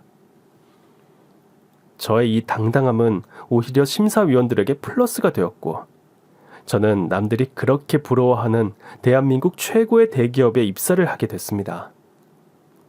하지만 고아라는 타이틀은 언제나 저의 꼬리표처럼 따라다녔습니다. 입사 동기들도 제 면접 스토리를 다 아는 상태였고 그것은 심사위원들에게만 플러스 될 뿐 입사 동기들에겐 재수없는 인간으로 낙인 찍혔죠. 야, 넌 어학연수 어디 갔어? 나? 영구. 우리 엄마 등살에 2년이나 더 있었지 뭐야. 난 미국. 거기서 눌러 앉으려고 했다가 엄마가 들어갈 회사 자리 있다면서 오라고 해서 왔어. 자긴 어학연수 어디 갔다 왔어? 난 안 갔어. 안 갔다고? 우리 회사 어학연수 안 갔다 오면 잘 못 들어오는데? 난 어학연수 갔다 온 애들보다 영어는 더 잘해. 프리토킹도 가능하고. 프리토킹? 너 그럼 외국 나가봤어? 아니, 그 흔한 외국 여행도 안 나갔으면서 프리토킹이 가능하다고? 어떻게 확신해? 회사에 제출해야 할 영어 점수, 자격증, 어느 것 하나 모자란 거 없어. 그러면 된 거 아니야? 웃기시네. 아무리 이론상으로 잘한다고 하면 뭐하니? 경험이 있어야지 경험. 안 그래? 그렇지. 근데 아무리 대학에서 탑 찍어도 부모 백 없이 대한민국에서 살아남는 건 거의 불가능하다고 봐. 부모 백이라는 거 난 한 번도 본 적도 받은 적도 없어. 4년 내내 장학금 받았고 수석 입학에 수석 졸업까지 했어. 이런 경험 니들은 해봤니? 머리에 든 건 없고 맨날 엄마 꽁문이나 쫓아다니는 니들이 뭘 알겠니? 야, 뭐? 전 그 뭣도 없는 부모 빽 있는 여자애들과 머리채를 붙잡고 싸우기 시작했습니다. 2대1. 숫자로는 밀리지만 제가 싸움 하나는 또 기똥차게 잘했거든요. 그렇게 머리채를 붙들고 그 기집애들을 소탕하고 난 후 전 다리에 힘이 풀려 주저앉고 말았죠. 언제까지 고아라는 이유로 이렇게 멸시와 조롱을 당해야 하는지 정말 앞날이 캄캄했습니다. 그때 누군가 저에게 커피를 내밀었습니다. 전 이게 뭐지라고 올려다봤고 그는 너무나도 잘생긴 제 바로 직속 상관이었습니다. 무시해요. 저런 애들 이 회사에서 저런 정신으로 1년도 못 버텨요.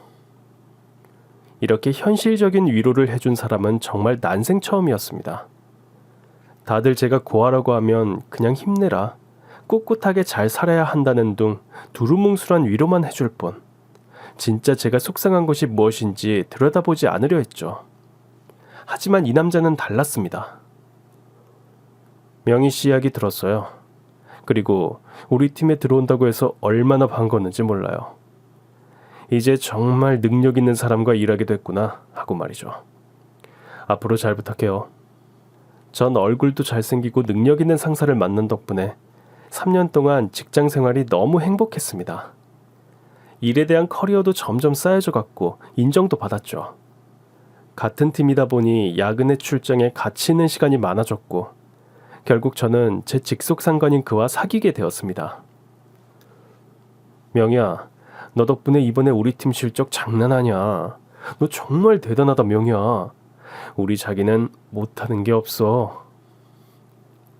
자기가 있어서 내가 할 수 있었던 거야. 자기 없었으면 난 이 회사에서 버티지도 못했을 거야. 나도 마찬가지야.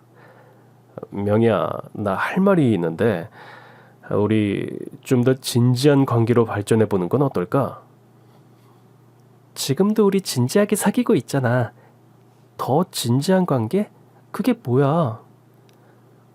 내가 좀 둘러서 한 말이긴 한데 직설적으로 이야기할게. 나 너랑 결혼하고 싶어. 뭐라고? 저는 결혼이라는 말이 너무나도 생소했습니다. 저에겐 부모도 없었고 그 흔한 형제도 없었습니다. 하지만 우리나라에서 결혼을 한다는 것은 가족과 가족의 결합이라고 생각했었습니다. 하지만 저에겐 그런 조건이 갖추어지지 않았죠. 저는 당시 남편의 말을 듣고 너무나도 기뻤지만 거절할 수밖에 없었습니다. 나도 자기랑 평생을 함께하고 싶어. 솔직히 내가 더 자기를 좋아하는 것 같아. 이 회사에 3년 동안 다니면서 자기가 알게 모르게 나 지켜준 거 다 알아. 이런 남자라면 내가 인생을 함께 해보고 싶다는 생각도 했었어. 하지만 자기야, 내가 고아잖아. 부모 없는 고아. 내가 고아라는 걸 부끄러워한 적은 한 번도 없지만 내가 고아라는 사실을 자기 부모님이 알게 되시면 자기에 대해서 정말 실망하실 거야. 난 자기가 부모님한테 좋은 아들로 남았으면 좋겠어. 나 때문에 자기가 상처받는 건 정말 싫어. 하지만 남편의 끈질긴 구애는 계속됐고 전 결국 남편의 프로포즈를 받아들였습니다. 명희야, 내가 너에게 진짜 가족을 만들어 줄게. 너한테 정말 세상에서 가장 행복한 가족이라는 게 뭔지 보여줄 거야. 내가 꼭 그렇게 만들 거야. 난 정말 자기만 믿고 결혼이란 걸 선택한 거야. 내 인생에 결혼이라는 건 없는 줄 알았어. 하지만 당신이 날 이렇게 사랑해주고 나를 소중하게 여긴다면 난 당신과 그 어떤 고난과 역경도 이겨낼 수 있을 것 같아. 나에게 이렇게 프로포즈 해줘서 고마워. 전 남편을 믿고 또 믿었지만 다시 한번 확인하고 싶었습니다. 자기야, 자기 정말 내 편이 되어줄 거지? 정말이지? 정말이지. 난 평생 자기 편이 될 거야. 그 누구가 욕을 해도 난 당신 편이 될 거야. 정말이야. 전 결국 남편의 부모님을 만나러 갔고 부모님께 인사를 드리러 가게 됐습니다. 남편은 정말 잘 사는 집안의 아들이었습니다. 남편의 집은 정말 으리으리한 궁전 같았습니다. 집안 인테리어는 분홍빛으로 행복이 가득한 가족이다라는 것을 보여줬고 거실에 걸린 가족 사진은 정말 남편이 얼마나 행복한 가정에서 자랐는지를 알 수 있게 해주는 증거였습니다. 전 떨리는 마음으로 시어머니를 만났습니다. 시어머니의 첫 인상은 우아함 그 자체였습니다. 겉모습도 그랬지만 목소리도 우아함이 흘러 넘쳤죠. 반가워요.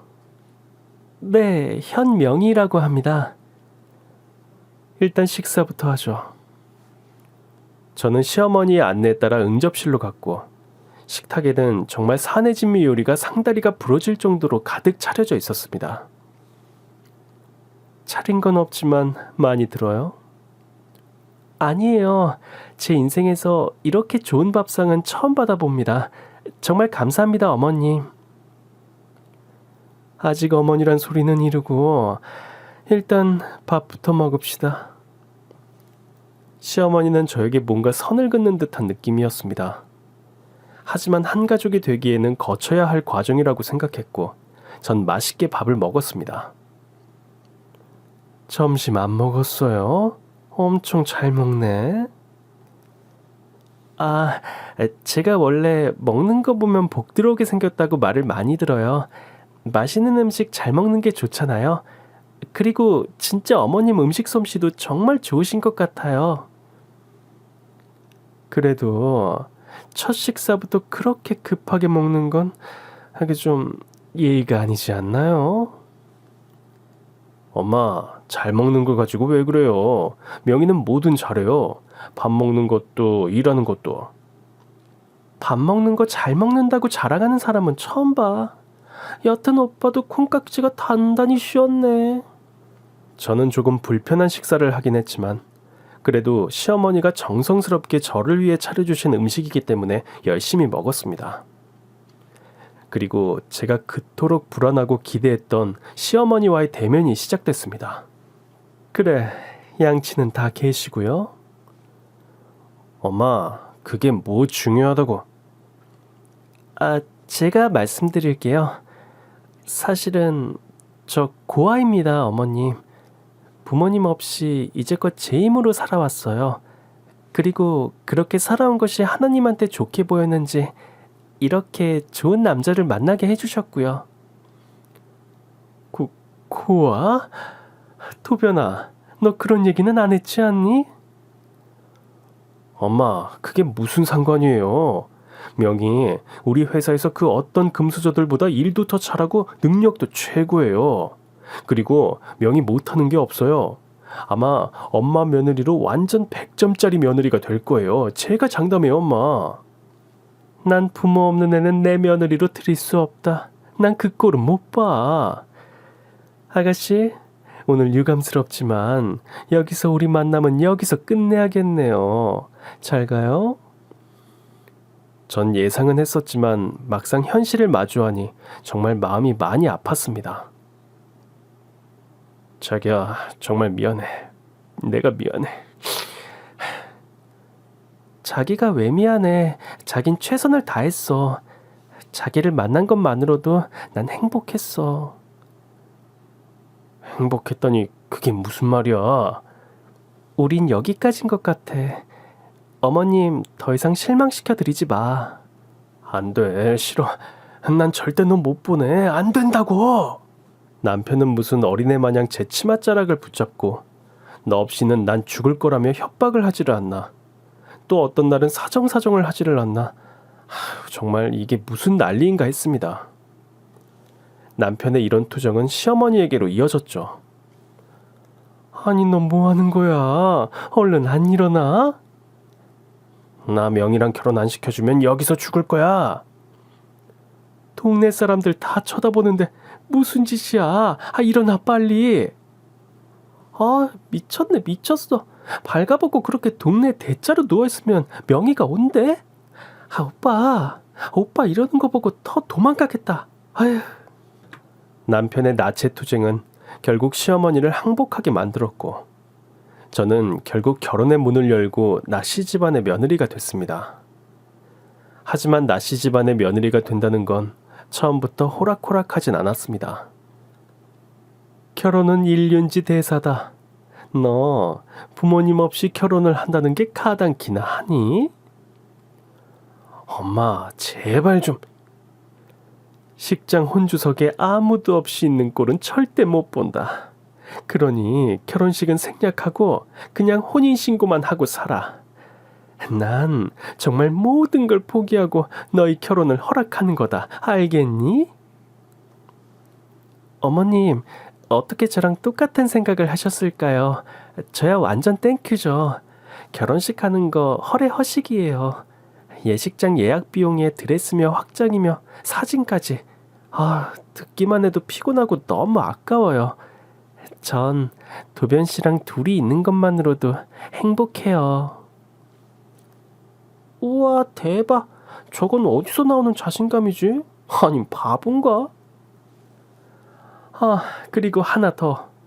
나씨 집안에 들어온 이상 나씨 집안 가풍을 배워야 하니 당분간 분가는 꿈도 꾸지 마라. 알겠니? 분가라뇨. 시어머니랑 산다는 건 저에게 정말 행운이었죠. 아니, 남들은 대출이다 뭐다 해서 영끌해서 집 사는데 저는 시어머니가 해주는 밥에 집에. 와, 완전 대박이죠. 그래서 전 시어머니를 지극정성으로 모셔야겠다는 결심을 했습니다. 그런데 전 나씨 집안의 며느리로 들어온 것이 아니라 나씨 집안의 노예나 다름없었습니다. 시어머니의 시집살이, 아니 착취는 그야말로 상상 그 이상이었습니다. 난 네가 일하는 것을 적극 지지한다. 하지만 네가 내 집에서 사는 동안 그에 대한 성의는 보여야 하지 않겠니? 그렇죠, 어머님. 집안일도 잘해낼 테니까 많은 지도 편달 부탁드립니다. 전 웃는 사람한테 침 못 뱉는다고 어머님이 차가운 얼굴로 저한테 뭐라고 하시든 늘 씩씩하고 웃는 얼굴로 어머님을 대했습니다. 혼인신고 후 저는 일주일 휴가를 냈고 회사 출근을 준비하던 전날이었습니다. 자기랑 있으니까 너무 좋아. 이리 와봐. 왜 그래? 그런데 갑자기 저희 방문이 벌컥하고 열리는 게 아니지 뭡니까? 바로 시어머니였습니다. 너 지금 뭐하니? 네? 내일 아침 준비 안 해놓고 잘 거니? 지금 네 신랑이랑 노닥거릴 시간이 어딨어?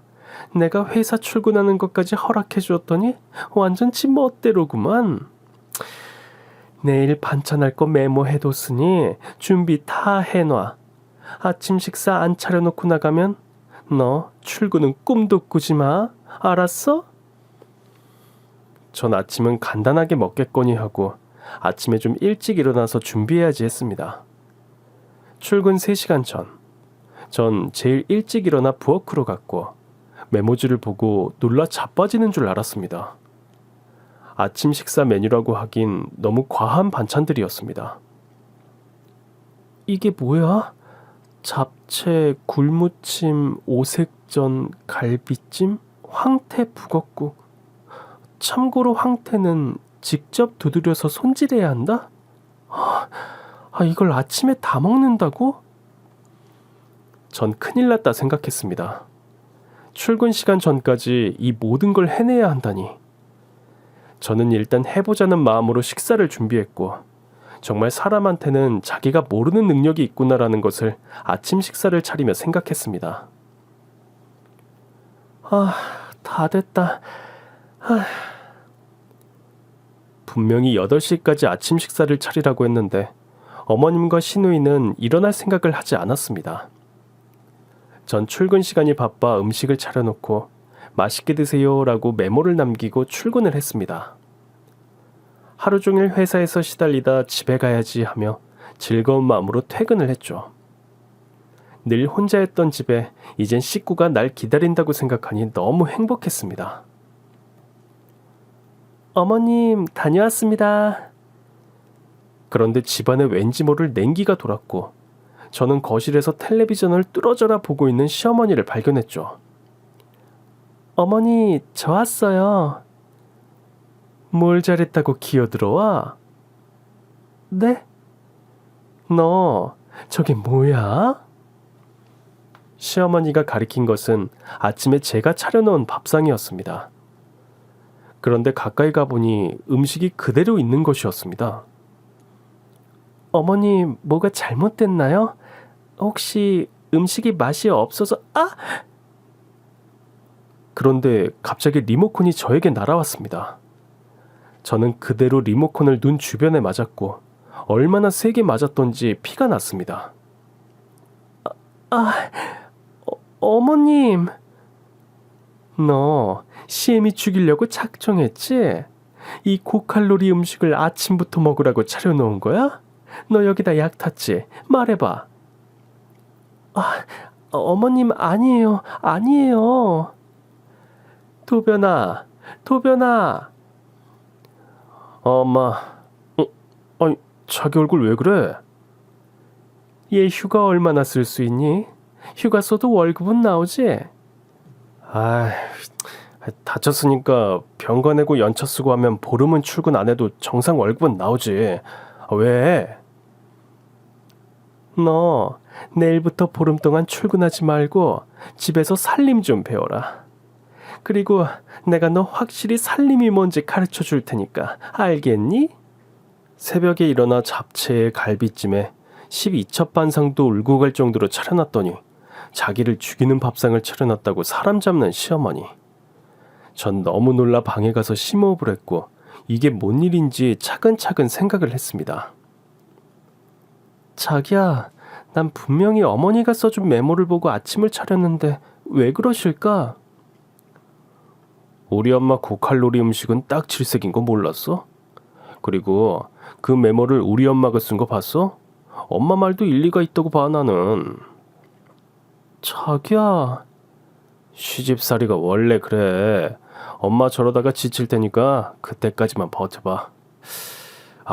근데 좋겠다. 내일부터 보름 동안 휴가라니? 부러워. 전 이 남자가 제정신인가 생각했습니다.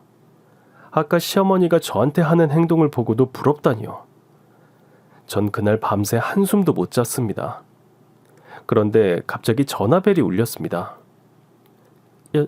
여보세요? 집안 꼴을 이 지경으로 만들어 놓고 잠이 와? 당장 나와.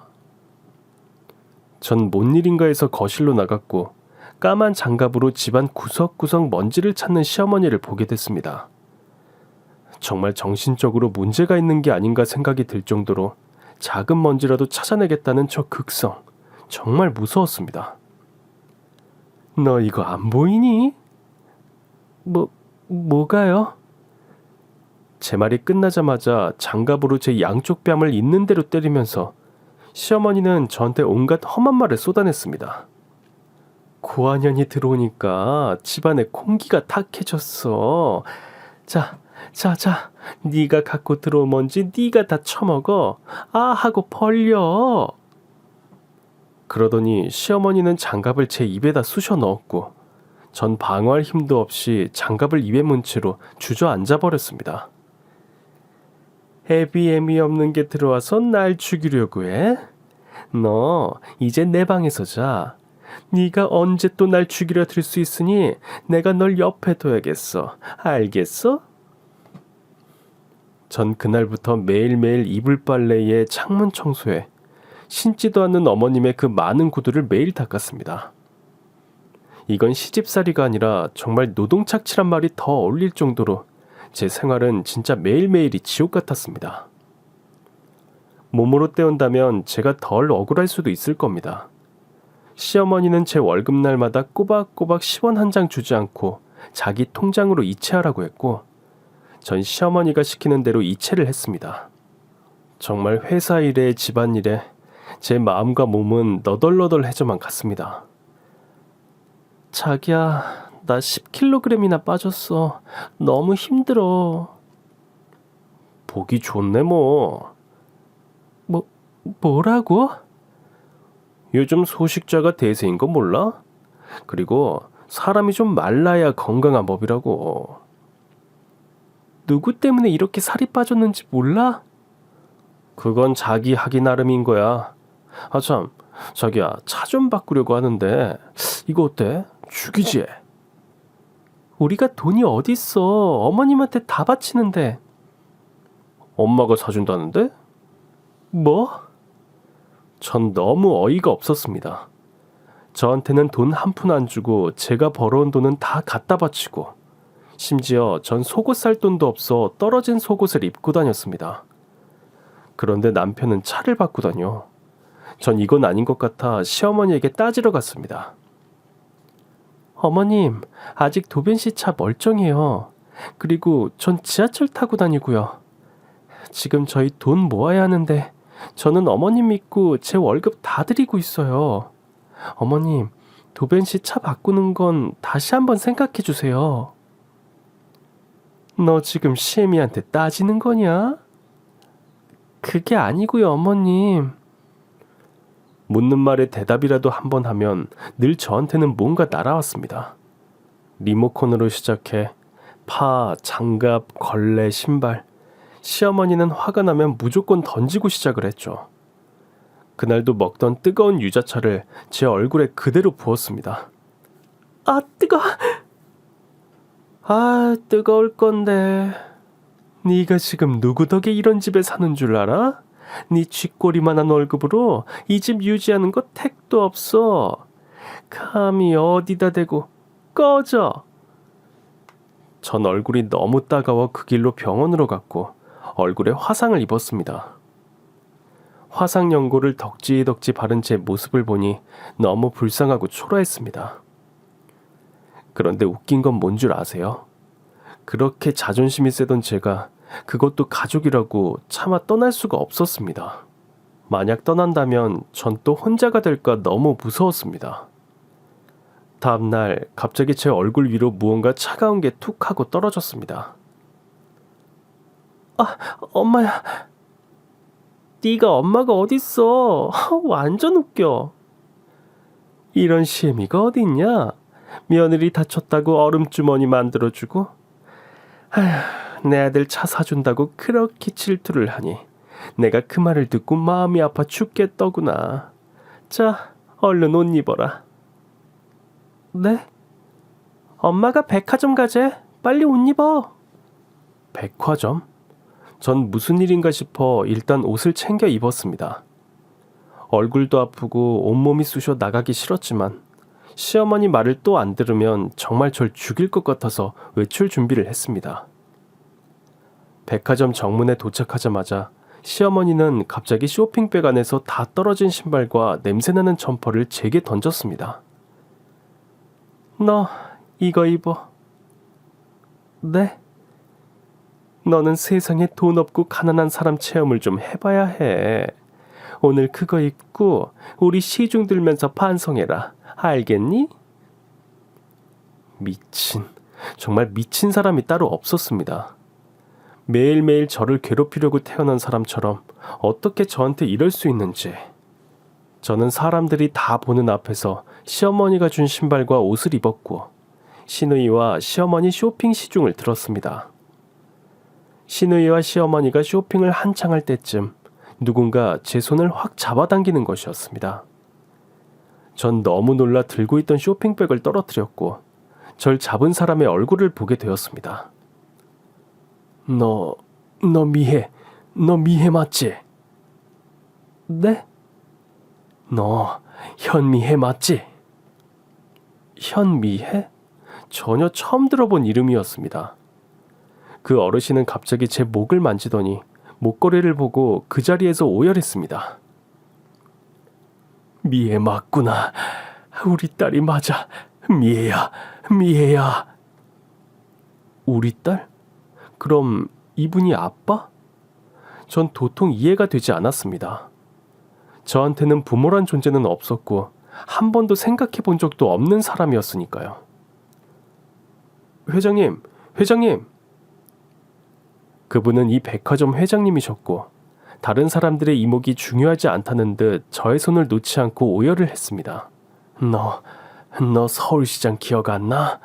거기 엄마랑 한복집 갔던 거 1999년 1월 2일 기억 안 나니? 미애야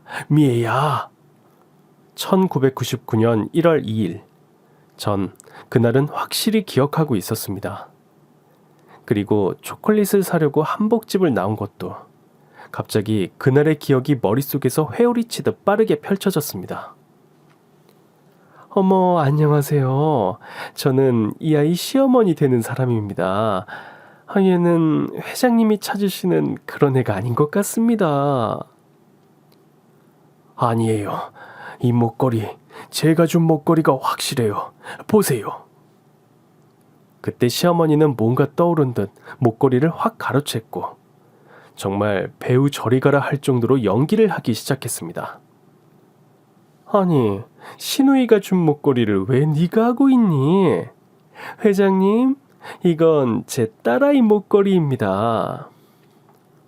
엄마, 뭐라는 거야? 시어머니는 시누이 입을 막으며 말도 안 되는 말을 늘어놓기 시작했죠. 사실 제가 딸을 입양했어요. 입양했을 때 이 목걸이가 걸려 있었고 우리 며느리가 너무 이쁘다고 하도 조르니까 우리 딸이 이걸 준 겁니다. 이 목걸이는 우리 딸 것이 확실합니다. 그래요? 그 말에 책임질 수 있습니까? 그럼요. 확실히 우리 며느리 것은 아닙니다. 난 딸을 찾기 위해 30년이란 시간을 고통 속에서 지내왔습니다. 만약 며느님이 제 딸이라면 어떡하시겠습니까? 절대로 그럴 리가 없어요. 제 모든 걸 걸고 맹세해요. 그래요. 그럼 제가 원하는 걸 들어주실 수 있습니까? 물론이죠. 알겠습니다. 일주일 후에 연락드리죠. 김비서, 내가 말한 거 준비해. 네, 회장님. 전 이게 뭔 일인가 했고 시어머니는 저를 잡아먹을 듯이 말했습니다. 네가 저 회장 딸이면 내가 네 평생 시중을 들겠어. 어디 넘볼 데가 없어서 넘보길 넘봐. 하여튼 부모 없이 자란 게 남의 것 탐내는 데는 아주 도 같았어. 텄다니까. 전 생각했습니다. 저분이 제 친아빠라면 얼마나 좋을까 하고 말이죠. 그렇게 일주일이란 시간이 흘렀고 시댁으로 누군가 찾아왔습니다. 누구세요? 현 백화점에서 왔습니다. 네? 시어머니는 무슨 일인가 하고 문을 열어줬고 일주일 전 만났던 비서와 회장이 같이 서 있었습니다. 아이고 회장님, 저희 집까지는 어쩐 일로? 일주일 전 일 기억하시죠? 알죠. 일단 들어오세요. 아이고, 뭘 또 이렇게 사가지고 오셨어요. 회장님은 정말 일반 사람들이 한번 먹어볼까 말까 한 산의 진미를 다 가지고 오셨고 명품 신발과 명품 옷, 정말 최상급 선물들을 트럭째 싣고 오신 것 같았습니다. 약속 잊지 않으셨죠? 무슨 약속이요? 며느님이 제 딸이 아니면 뭐든지 들어주겠다는 약속. 그거 그랬죠. 제 말이 맞았죠? 우리 며느리는 회장님 같은 훌륭한 분의 자식이 될 수가 없어요. 그래요. 그럼 이건 뭔가요? 회장님은 시어머니에게 종이 한 장을 건넸고 그걸 본 시어머니는 얼굴이 하얘졌습니다. 아니 이게 아니, 말도 안 돼. 거기엔 저와 회장님이 99.9% 유전자가 일치한다는 DNA 결과지였습니다. 그리고 회장님은 뭔가를 꺼내 저에게 보여주셨죠. 확인할 필요도 사실 없었다. 이 목걸이, 이게 네가 내 딸이라는 증거야. 미애야. 회장님, 아니 아빠도 저와 똑같은 목걸이를 가지고 계셨고 전 생각할 틈도 없이 아빠를 끌어안고 울었습니다. 절 버리신 줄 알았어요. 죄송해요. 아니다. 내가 미안해. 아빠가 너무 미안해.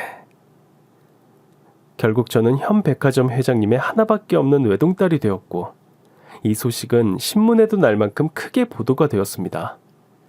현백화점 현 회장. 그렇게 찾던 친딸 30년 만에 만나다. 미애야, 멋지지 않니? 아빠는 이런 날이 올 줄 알고 있었어. 우리 딸을 꼭 만날 거라는 희망. 전 제게 이렇게 멋진 부모님이 계실 거라 상상도 못했어요. 미애야, 왜 그래? 아니, 오늘따라 집이 좀 건조한 것 같아서요.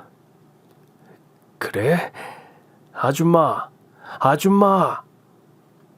아빠가 아줌마라고 부르는 사람은 다름 아닌 저희 시어머니, 아니 전 시어머니였습니다. 네, 회장님. 내 딸이 집이 건조하다잖아요. 집 청소 제대로 한 거예요? 가습기는 청소했어요? 어제 다 했는데. 아니 됐고 온도 적정하게 해서 물이나 가져와요. 유전자 검사 후 시어머니는 아빠와의 약속으로 전 재산을 몰수당하고 저희 집에 가정부로 일하게 됐습니다. 그리고 남편은 그토록 자기가 사고 싶었던 차를 몰게 되었죠. 자기 차가 아닌 저희 집의 기사가 돼서 말이죠. 여기 물. 아줌마, 호칭 똑바로 안 해? 네? 아가씨 해봐. 네? 얼른. 아가씨. 그래, 잘하네. 물 온도가 적당한지 볼까? 저는 물을 마셨고 마시자마자 시어머니 얼굴에 물을 퍼부었습니다. 더러워. 아유, 네? 아줌마가 떠온 물은 왠지 더러워. 역겹다고요. 잠깐만. 전 부엌으로 장갑을 찾았고 시어머니에게 던졌습니다. 아줌마, 이 장갑 기억나지? 아이고, 아가씨, 한 번만 봐주세요. 아줌마, 장갑 맛이 어떤지 모르지? 내가 한번 맛보여줄게. 입 벌려. 저는 장갑을 있는 대로 구겨서 시어머니 입에 넣었고 그동안 참고 지냈던 제 억울한 인생이 한 방에 가시는 것 같았습니다. 참 인생은 롤러코스터 같습니다.